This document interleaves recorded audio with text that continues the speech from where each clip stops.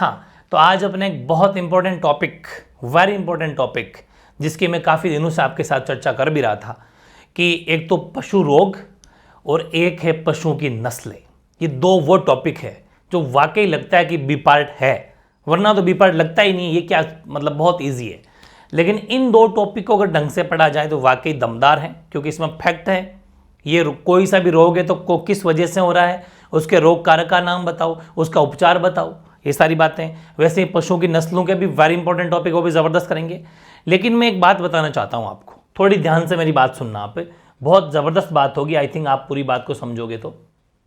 कि देखो, आप पशु परिचर की तैयारी कर रहे हो, नो डाउट, इसमें कोई डाउट नहीं है।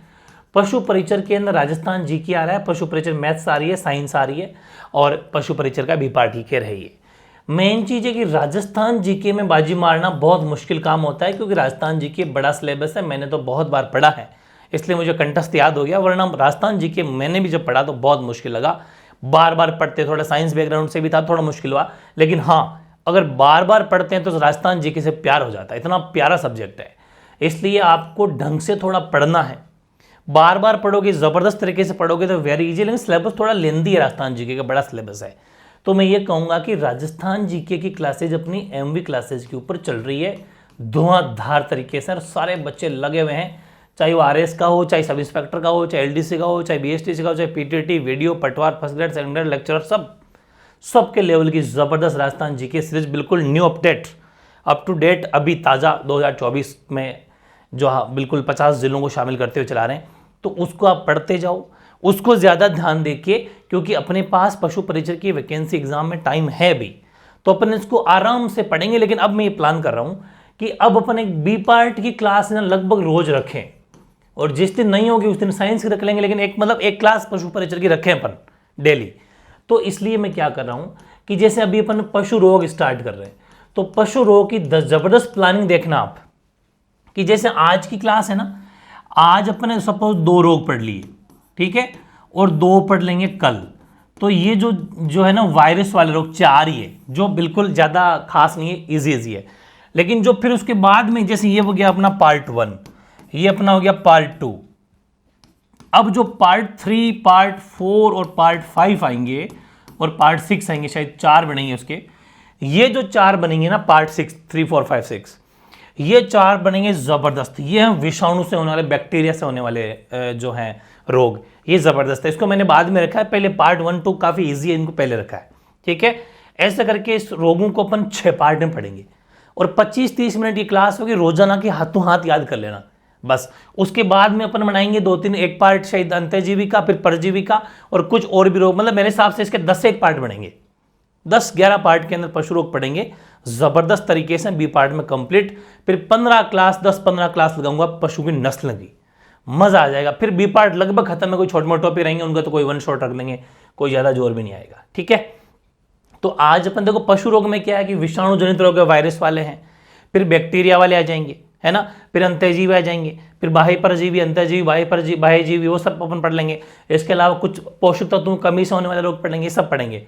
अब जैसे विषाणु जनित रोग है, इसमें एक तो अपन पढ़ेंगे, इसमें जो माता रोग हो जाता है, पशु माता, वो रोग है एक। इसके अंदर अपन पढ़ेंगे जो लंपी आई था अभी गायों में, बहुत बुरी हालत हो गई थी, हजारों गायें मरी थी, वो भी पढ़ेंगे। ऐसे करके 4 एक रोग है, वेरी इजी। आज अपन 2 रोग पढ़ेंगे, हाथों हाथ याद करना, प्रॉमिस करना कि 25-30 मिनट की क्लास हमेशा मिलेगी आपको। इसको ढंग से कंडक्ट करना। और ये प्लान कैसा लगा 25-30 मिनट की क्लास रोज लेने वाला, और साइड में राजस्थान जी के पढ़ने वाला, जरूर कमेंट करना। साइंस मैथ्स का भी कर ली, साइंस शुरू हो चुकी है, मैं मतलब मेरा काम शुरू कर चुका हूं यहाँ पर, और 1 शॉट वीडियो मिलने वाले हैं, जल्दी से अपलोड कर दूंगा।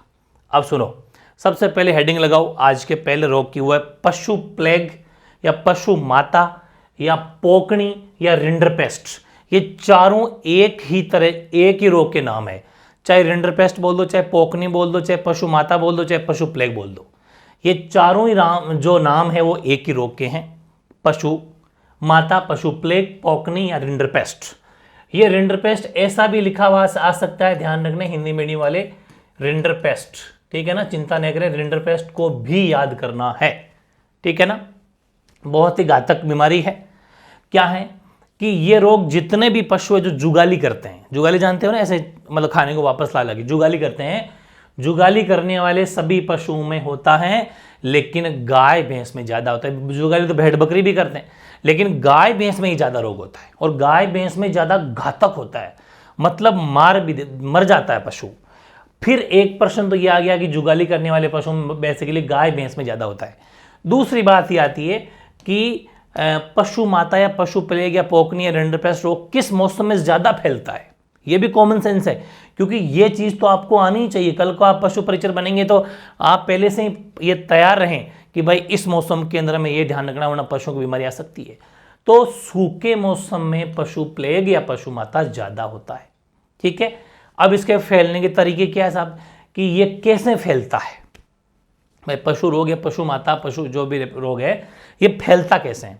तो पशु जब दूषित चारा खाते हैं, दूषित चारा, दाने, पानी के संपर्क, मतलब जैसे कोई बार बार गंदा खाना खाएंगे तो ये सूखे के मौसम में तो हो ही जाता है। प्लस फैलता कैसे है कि जैसे किसी को ये वाला रोग हो गया, अब पशु है, आपस में झुंड में रहते हैं, कभी किसी खेत में चरने लग गए तो जहां से एक जिस बीमार पशु ने घास खाया उसी जगह दूसरे वाले ने भी मुंह मार लिया, वहां पर उसने भी खाना मतलब वो खा लिया, तो दूषित चारा वो खा गया तो उसमें भी वो रोग हो गया। ठीक है, तभी तो ये वायरस है ना, देखो ध्यान रखना, ये वायरस से होने वाले हैं रोग है। ठीक है ना, ये वायरस जनित रोग है, वही अपन देख रहे हैं, क्योंकि ये वायरस जो है ना वैसे ही फैलता है। ठीक है ना, तो ये वायरस जन्य रोग है जो अपन देख रहे हैं। तो दूषित चारा, दाना, पानी के संपर्क में आने से ये रोग फैलता है।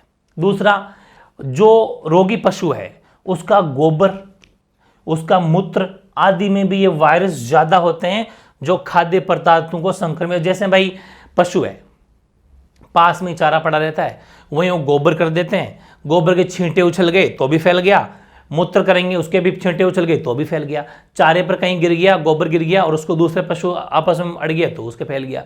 तो गोबर के मूत्र आदि से भी रोग फैलता है। तो एक चीज तो ये अपन को पता चल गई कि ये रोग जो है जुगाली करने वाले सभी पशुओं में होते हैं, गाय भैंस में ज्यादा होते हैं, और ये इसके फैलने के तरीके हैं। फिर बात आती है कि इसमें सबसे ज्यादा प्रभावित अंग कौन सा है। भाई मतलब ये रोग होता है तो पशु के क्या क्या सबसे ज्यादा दिक्कत कहाँ होती है। तो इसकी जो आहार नाल है, उस संपूर्ण आहार नाल जिसे भोजन लेके जाता है, संपूर्ण आहार नाल में छाले हो जाते हैं। अब बताओ इससे घातक तो क्या होगा। जब अपने भी कभी कभी छाला हो जाता है तो अपनी क्या बैंड बजती है कि अपन कोई भी चीज मतलब खाते हैं तो चुभती है, बड़ा मतलब इफेक्ट दर्द करता है वो। तो वैसे अगर संपूर्ण आहार नाल में ही छाले हो जाएंगे तो पानी पिए तो दर्द होए, चारा खाए कैसे, चारा सॉफ्ट भी नहीं होता इतना, अपन रोटी को तो कैसे भी सॉफ्ट बना चाहे कुछ और बना के खा लेते हैं। तो संपूर्ण आहार नाल में छाले हो जाते हैं। सबसे इंपॉर्टेंट बात यही है कि पशु प्लेग या पशु माता में प्रभावित अंग कौन सा है, तो आहार नाल। फिर आएगा रोग कारक, ये सबसे इंपॉर्टेंट बात है, ध्यान रखें, ये वेरी इंपॉर्टेंट बात है कि किसी भी रोग के फैलने का मेन फैक्टर क्या है, रोग कारक क्या है। तो अलग अलग तरह के, जैसे वायरस जनित रोग है तो वायरस का नाम आएगा, उस वायरस के नाम को रटना है। ठीक है ना, बस उस वायरस का नाम है क्षनित वायरस। वैसे तो एक ही नाम इनफ है, क्षनित वायरस या फिर मोरबिली वायरस, या फिर कभी कभी ये नाम भी आ जाता है पैरामिक्सो वायरस। ठीक है ना, तो तीनों नाम याद कर लेते तो सबसे बढ़िया वैसे क्षनित वायरस याद कर लो, ये बेस्ट है। वैसे मोरबिली और पैरामिक्सो वायरस का पूरा एक ग्रुप है, उनका ये क्षनित वायरस होता है। तो याद करना है कि पशु माता या पशु प्लेग या पोकनी या रिंडरपेस्ट जो रोग है उसका मेन रोग कारक है क्षनित वायरस, वायरस का नाम है। ठीक है, अब चलो ये बात पता चल गया कि ये इस वजह से फैलता है। फिर आप डॉक्टर के नीचे काम कर रहे हैं या फिर डॉक्टर भी हैं तो आप लक्षण तो पहचानोगे ना, भाई इस पशु में ये वाला रोग है तो उसका लक्षण क्या है। तो पशु के शरीर का टेम्परेचर जो कि आप नाप लोगे आराम से, वो 104 से 107 डिग्री फ़ारेनहाइट जो मेजरमेंट करोगी आप, जिससे किसी पशु का शरीर का टेम्परेचर नापा जाता है, वो मैं आपको बता दूंगा। नाड़ी चेक करना, कभी एक अलग सेपरेट सेशन रखूँगा जिसमें सभी पशुओं की नाड़ी कैसे चेक की जाती है। तो नाड़ी चेक करना या टेम्परेचर चेक करना 104 से 107 डिग्री फ़ारेनहाइट तक होता है। इसका मतलब इसको तेज बुखार है, ये भी एक तो बुखार होना। दूसरा, पशुओं की आंखें लाल हो जाना और आंखों से पानी बहने लगता है, आंखें लाल हो जाती है, आंखों से पानी गिरता रहता है। अब दूसरी, ये सबसे इंपॉर्टेंट है, पहले पशु का गोबर थोड़ा सख्त कठोर होता है, टाइट होता है और उसमें खून भी आता है। ठीक है ना, पहले तो टाइट टाइट गोबर करेगा और खून आने लग जाएगा साथ में, उसके बाद में, लेकिन बाद में क्या होगा कि पानी जैसा पतला गोबर करने लग जाएगा और खून मिला हुआ दस्त कर, उसके अंदर भी खून मिल जाएगा। पहले तो टाइट टाइट करता है खून मिला हुआ, उसके बाद में बिल्कुल पतला पानी जैसा और उसमें भी खून साथ में आ रहा है।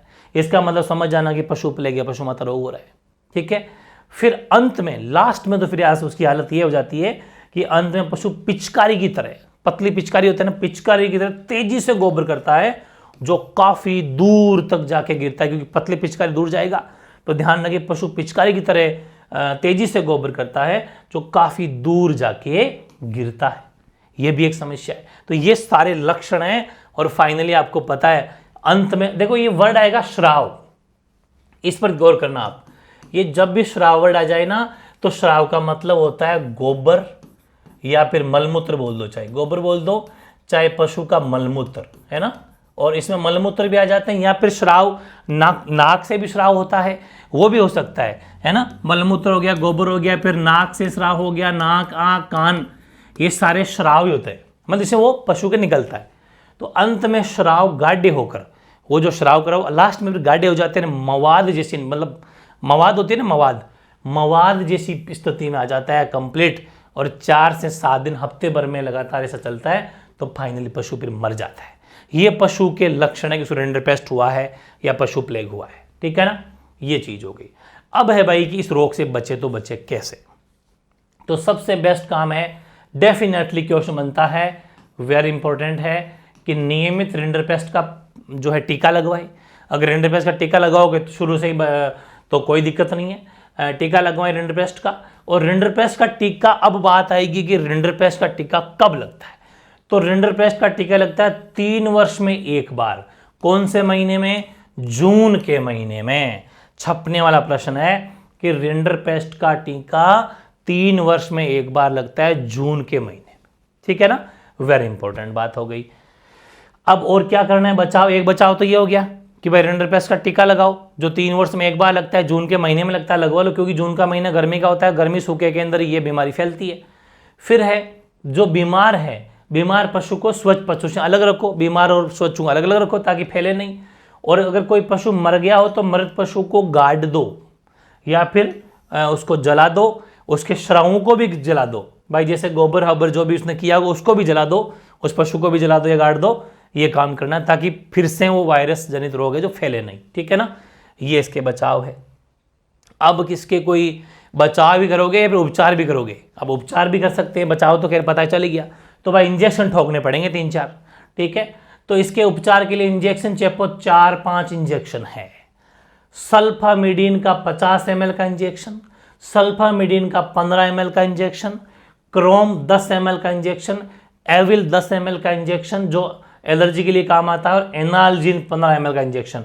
अब सुनना, ये दोनों कौन कौन से? सल्फामिडीन 15 ml और क्रोम 10 ml, ये दोनों उसके दस्त रोकने के काम आते हैं। ठीक है ना भाई, उसको लगातार दस्त हो रही है, पतली दस्त कर रहा है, तो दस्त रोकने के लिए इंजेक्शन लगाई जाए। तो उपचार है ये, बच भी सकता है, पशु मरेगा नहीं, बचाया भी जा सकता है अगर जल्दी से कार्रवाई की जाए तो। सल्फामिडीन 15 ml का इंजेक्शन लगा दो और क्रोम 10 ml का इंजेक्शन लगा दो, तो उसके दस्त पर काबू पाया जा सकता है, दस्त रोकने के लिए। उसके शरीर पे एलर्जी है तो एविल 10 ml का इंजेक्शन लगेगा। ठीक है, और एनाल्जिन 15 ml और सल्फामिडीन 50 ml का इंजेक्शन लगाएंगे तो उसका उपचार भी संभव है। याद करने पड़ेंगे, इसलिए तो कह रहा हूं फैक्ट है, इनको रटना पड़ेगा। ट्रिक यही है कि A2 क्रीम लगा, रोग सफा, है ना। रोग सफा का मतलब रोग भगा। तो A2 का मतलब है A को 2 बार, कैसे? एविल और एनाल्जिन। क्रीम से तो क्रीम क्रोम रोग हो गया, और लगाओगे रोग अब फिर कौन सा रोग? सफा। सफा में देखो, सफा में सफा, सल्फा और सल्फा, तो सल्फामिडीन का नाम आते ही समझ जाना। ये 15 ml 50 ml तो खैर याद कर लो तो बढ़िया है, वरना अपने तो सल्फामिडीन से अंदाजा हो जाएगा कि सल्फामिडीन 15 ml और सल्फामिडीन 50 ml, तुरंत टिक कर दोगे सल्फामिडीन में, सफा से सल्फामिडीन। तो ऐसी ट्रिक भी अपने हिसाब से बना सकते हो, अपने मनमर्जी से, ऐसी कोई बात नहीं है, जो आपको ठीक लगे ये हो जाएगा अपना पशु प्लेग रोग। आप समझ में आ गया ना अच्छे से? प्रॉपर वे में इसको ढंग से याद कर लेना, नोट्स प्रॉपर बनाना। ये पशु माता, इसी को पशु प्लेग कहते हैं, इसी को पोकनी कहते हैं, इसको रिंडरपेस्ट कहते हैं। ये सब अपन ने बातें पढ़ी, फैलने के तरीके देखे, कौन सा अंग प्रभावित होता है, रोग कारक पीड़ा, रोग के लक्षण देखे, उपचार बचाव देखिए सबसे, और टीका जरूर ध्यान रखना 3 वर्ष में एक बार जून के महीने में, और ये इंजेक्शन वेरी इंपॉर्टेंट है। ये हो गया अपना रोग, ठीक है ना। इसके बाद जो नंबर 2 देखता हूं मैं, वो सबसे इंपॉर्टेंट है, वो भी खुरपका और मुंह पका रोग। सीधी सी बात है, खुरपका या मुंह पका रोग का मतलब समझ में आया आपके। इसमें क्या होता है, खुर भी पक जाते हैं, मुंह भी पक जाता है, मतलब खुर के भी रोग हो जाता है, मुंह के भी रोग हो जाता है। एक्चुअली होता है क्या है, ये घोड़ों में नहीं होता, घोड़े के खुर मजबूत होते हैं, टाइट खुर होते हैं, लेकिन गाय भैंस के, इनके भेड़ बकरी के खुर थोड़े सॉफ्ट होते हैं, बीच में जल्दी से यूं फैल जाते हैं, तो बीच में जो गैप है वहां पर छाले होते हैं, तो पशु फिर लड़खड़ा लड़खड़ा के चलता है। और जब उस खुरों के बीच में जो जगह होती है उसमें जब छाले होते हैं, तो फिर छालों में क्या होता है कि वो छाले जब फूटते हैं, कब फूटते हैं, जब पशु चलता है। कब, जैसे पशु चारा चराने के लिए कि पशु चारागाह में गया, तो वहां पर जाते ही किसी ने कांटा चुभ गया, फूट गया, वो फूटते उसको थोड़ी खुजली सी आती है, जलन सी होती है, फिर उसी को अपनी जीभ से चाट लेता है पशु। जीभ चाटने से वहां जीभ पे भी छाले हो जाते हैं, और जीभ में भी कहां पर, जीभ के होंठ के बीच में जो गैप होता है इसमें बहुत बुरी हालत होती है उसके, इसलिए खुरपका मुंह पका दोनों जगह उसके अच्छा इसको रोग बोला जाता है। यानी कि इस रोग में सबसे पहले पशु के पैरों में छाले होते हैं, और जब पशु चरने जाता है तब ये छाले फूट जाते हैं, तो पशु उनको जीभ से चाटता है, तब जीभ से चाटेगा तो जीभ के थ्रू मुंह में भी छाले हो जाते हैं, इसलिए इसका नाम पड़ गया खुरपका मुंह पका रोग, ठीक है ना। ओके, ये सभी जुगाली करने वाले पशु में होते हैं जिसके 2 खुर होते हैं, ठीक है, 2 खुर जानते हैं, जैसे भैंस के, गाय के, सबके, और अधिकतर गाय भैंस भेड़ बकरी में जो ये ज़्यादा होता है, सीधी सी बात है, गाय भैंस भेड़ बकरी में होता है। फिर बात आती है किस ऋतु में ज़्यादा फैलता है, वसंत ऋतु में ज़्यादा फैलता है, ठीक है ना। वैसे तो कभी भी हो सकता है, लेकिन ज़्यादा वसंत ऋतु में होता है, जैसे पशु प्लेग पिपड़ापन है वो सूखे में होता है। तो ये चीज़ आपको समझ में आ गई। फिर बात आती है फैलता कैसे है, तो एक तो वही दूषित चारा, जैसे जिस पशु के ये रोग हो रखा है उसी चारे को दूसरा पशु खा लेगा तो फैल गया। पानी हवा के माध्यम से भी फैलता है, क्योंकि वायरस है, वायरस जनित रोग हवा के माध्यम से भी फैल जाते हैं, ठीक है। रोगी पशुओं के श्राव का मतलब समझ में आ गया, आपके गोबर मलमूत्र उनके संपर्क में आने से भी फैलेगा। जिस मिट्टी में वो पशु रहता है, क्योंकि छाले हैं, छाले फूटेंगे, उनकी पानी गिरेगा, उस मिट्टी भी पूरी दूषित हो जाएगी, उस मिट्टी में दूसरा पशु कांटेक्ट में आएगा तो भी फैल जाएगा। दूषित मिट्टी के संपर्क में आने से भी फैलेगा, रोगी पशुओं के श्रावों के संपर्क में आने से भी फैलेगा, दूषित चारा पानी हवा के माध्यम से भी फैलेगा। ये फैलने के तरीके। फिर इंपॉर्टेंट फैक्टर है कि इस रोग का रोग कारक क्या है, मतलब ये कौन से वायरस से फैलता है, क्या है वजह। तो ये रोग फैलता है, एक पिकोरना वायरस है। पिकोरना वायरस कोई एक वायरस नहीं है, इस पिकोरना वायरस की ये ऑथेंटिक सोर्स है, ये आपके एनसीईआरटी की 12th बुक से लिया गया सोर्स है, इसलिए तो मैं कह रहा हूं बड़ी मेहनत की है, प्रॉपर ऑथेंटिक सोर्स है ये। पिकोरना वायरस की 7 प्रजातियां हैं, ध्यान रखना कौन कौन सी। AOC सेट 1, सेट का मतलब SAT है ना, set first, set second, set third, S या सेट फर्स्ट, ये 7 प्रजातियां हैं। 1 2 3 4 5 6 और 7। तो मेन चीज क्या है कि जो ये रोग फैलता है खुरपका या मुंहपका, ये पिकोरना वायरस की 7 प्रजातियों से फैलता है। 7 प्रजातियों के नाम आपको याद है, लेकिन 7 प्रजातियां भारत में नहीं है। भारत में बेसिकली A, O और C, ये 3 जो है ना इसकी पिकोरना वायरस की, इसकी 3 प्रजातियों से भारत में रोग अभी तक जितने भी साक्ष्य मिले हैं या जितने भी सिम्टम मिले हैं पशुओं में, वो हमारे picorna virus A, picorna virus O, picorna virus C, इन 3 प्रजातियों की ज़्यादा जो है पशु मरीज मिले हैं, ठीक है ना। बाकी हालांकि अपन पढ़ तो पूरे पढ़ेंगे, लेकिन इंडिया में 3 के मिले। जैसे पशु माता या पशु प्लेग में पूरी आहार नाल में छाले हो जाते थे, वैसे इसमें प्रभावित अंग है कि मुंह व होठों के बीच की जो झिल्ली होती है, मुंह और होठों के बीच की झिल्ली, जहां पर बड़ा मुश्किल से, जैसे अपने होठ और बीच की जो दांतों के इस होठ के बीच में जो जगह है ना, मामूली सी दांतों के होठ के बीच में जबरदस्त, वहां अगर छाले हो जाए जान निकाल देते हैं वो, तो वहां उनके बीच में उस झिल्ली में छाले होते हैं। मुंह और होठों के बीच की झिल्ली होती है, वहां छाले होते हैं, बहुत पेनफुल होता है। तो उससे उसकी दिक्कत है, फिर मुंह से लार गिरती रहती है पूरे दिन। और खुरों के बीच की झिल्ली, जो खुर होते हैं, जैसे ये खुर है, खुर के बीच में जगह होती है, वहां होता है। तो दोनों ही पेनफुल जगह, वहां पर ये जो है दोनों अंग प्रभावित होते हैं। तो मुंह और होठ के बीच की झिल्ली प्रभावित होती है, खुर के बीच की झिल्ली प्रभावित होती है, इसीलिए तो मुंह पका खुर पका है। लक्षण क्या है? तेज बुखार आएगा, 105 से 106 डिग्री फ़ारेनहाइट तक का तेज बुखार। मुंह में छाले होने से लगातार लार गिरती रहेगी, समझ जाना। नीचे वाला होठ लटका रहेगा, लार गिरती रहेगी, मतलब पशु को रोग हो गया है। खुरों के बीच में छाला हो गया तो पशु थोड़ा लंगड़ा लंगड़ा चलेगा, लंगड़ा के चलेगा, समझ जाना पक्का ही खुर पका मुंह पका हो गया है। और जुगाली उगाली वो करेगा नहीं, उसका पेन होगा पूरे दिन भर, खाना भी बहुत कम खाएगा, तो जुगाली भी बंद कर देगा। ये इस रोग के लक्षण है। अब उपचार भी है कि नहीं है? उपचार तो है ही। उपचार यही है कि आपको मुंह के छालों को अगर सही करना है तो मुंह के छालों को पोटास या फिर फिटकरी इसके घोल से धोना पड़ेगा। पानी में डालना है इनको, और कुछ 1% मात्रा में, और मिला के फिर उनको बार बार धोते रहना है। इनसे धोना है, धोकर उस पर सुहागा व बेरिक एसिड, याद कर लो, कोई मतलब नहीं है और कुछ कि मैं इनको पिक वगैरह दिखाऊं, सीधे सीधे याद कर लो, कोई मतलब ही नहीं है, सीधा याद करना है। सुहागा व बेरिक एसिड को क्या करना है? ग्लिसरीन तो जानते ही होंगे, ग्लिसरीन तो अपन भी गुलाब जल के साथ मिला के फेस पे कभी कभी लगा लेते हैं। तो ग्लिसरीन व शहद में मिलाकर दिन में 2 से 3 बार लेप करना है उसके ऊपर, है ना, या फिर ऐसा मान लो कि गिराते रहना है तो पशु के ठीक हो जाएगा। ये तो मुंह के छाले ठीक करने के लिए क्या करना है कि पोटास या फिर फिटकरी के पानी से तो पहले उनको धोना है, साफ करना है। फिर सुहागा बेरिक एसिड को किस में मिलाना है? ग्लिसरीन और शहद के साथ में मिला के दिन में 2-3 बार इसके ऊपर लेप करो, या फिर दो तो उसका ठीक हो जाएगा। अब ये तो मुंह के छाले ठीक हो गए। फिर बात आती है पैरों के छाले कैसे सही करोगे? तो पैरों के छालों को कॉपर सल्फेट, जिसका फॉर्मूला CuSO4 होता है साइंस में, वो या फिर लाल दवा का 1% घोल से सुबह शाम धोना है उनके पैरों के छालों को, है ना। कॉपर सल्फेट के और लाल दवा के घोल मिला के उसको धोना है, इससे पैरों के ठीक हो जाएंगे। और कोई इंजेक्शन भी चेपना है क्या? चेपना है। इंजेक्शन कौन से चेपना है? तो इसके लिए 2 इंजेक्शन चेपने हैं, एनाल्जिन का 15 ml और एम्पिसिलिन 3 ml। ये दर्द निवारक है, इसे दर्द से आराम मिलेगा और ये घाव सुखा देगा। अब क्या होता है कि पशु के जब छाले होते हैं ना पैरों में, तो वहां पर कीड़े पड़ जाते हैं, कीड़े, समझना आप, लंबे लंबे कीड़े पड़ जाते हैं, क्योंकि वो छाले सड़ जाते हैं, सड़ के फिर वहां पर कीड़े पड़ जाते हैं। इसलिए उस घाव को सुखाना बहुत जरूरी है, वरना मवाद भर जाएगी, कीड़े पड़ जाएंगे। तो घाव सुखाने के लिए एम्पिसिलिन 3 ml का लगाना है और एनाल्जिन 15 ml। ये दर्द से रिलीफ मिलेगा, पेन किलर है ये, ठीक है।